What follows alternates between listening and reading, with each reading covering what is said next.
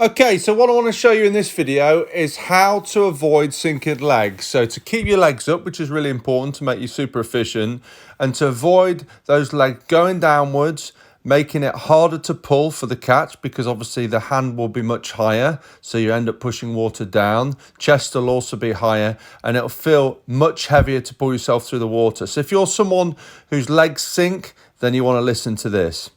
So it's much easier than you may think. In order to keep those hips up, you want to be looking down and you want your arm lower and you want to feel like you're swimming downhill. What I mean by swimming downhill is by pressing your chest into the water with your arm lower, then that helps to bring the hips up. Now, it's not enough just to do that. You have to visualize, so mentally feel like your hips are coming out the water. What I do is focus on filling my hips and my legs and feet as high as possible. So I want to feel air on my hips. I want to feel them out the water. So I'm really exaggerating it in my mind. And the way I do that is by pressing my chest over an imaginary wall. So like I'm swimming downhill. Now, if you see here, it looks straight. It just looks like the hips high. But in my mind, mentally, I'm swimming really downhill, almost as if I'm diving downwards. That's the sensation. The problem is, a lot of us have our eyes looking forward. We have our arms and hands very high on top of the water, and then our legs sink. But we think we're swimming on top of the water by doing that. But actually in swimming, what you want to do is really exaggerate going downhill to feel that hip come up. Because if you have that arm up, you have the chest up, you have the head up, well, head is the heaviest part of the body. The hips are just going to sink down. You're going to feel heavier to pull through the water, and that's what will happen. Now, looking at this video here, this is in open water, and it's actually easier to get this hips up. I still do the same.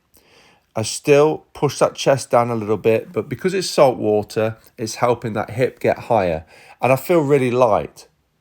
Now, if I look forward and let those hips sink, I'm just going to start to feel heavier and heavier, and I'm going to slow down.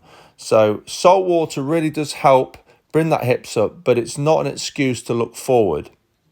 The same when you're wearing a wetsuit.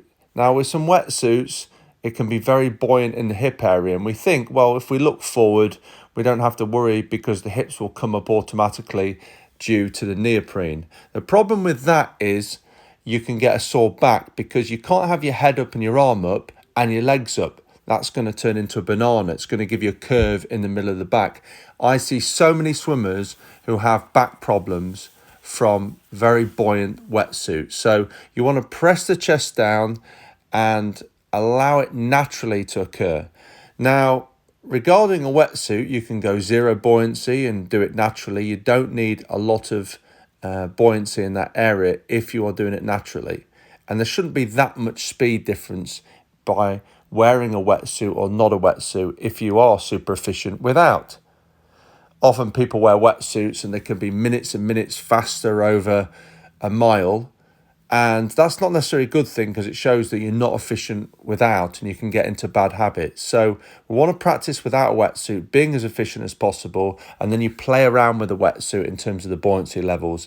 If you are super efficient, obviously you don't need to be very buoyant with a wetsuit, so you might decide to go 2 mil or 1.5 mil around the hip area rather than 5 mil, which will really bring the hips up.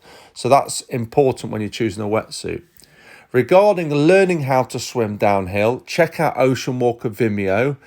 I go through underwater and on top how to get this body position, how to be really stable. We talk about head, we talk about how the body sits on top of the water with that feeling of swimming downhill with the chest and rib cage going over this imaginary wall.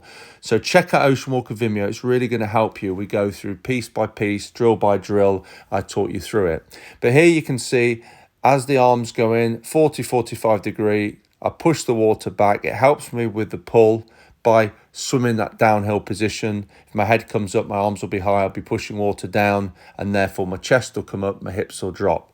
So in order to conquer this, you want to have head and eyes looking down, so the neutral head, arm a little bit lower, and feel like you're swimming downhill. And as I say, salt water is going to be easier because it's going to help you be more buoyant, but don't allow your eyes still to look forward. You want to sight separately, and you want to feel that air on your hip as high as possible. Really exaggerate it. Okay, hope that helps.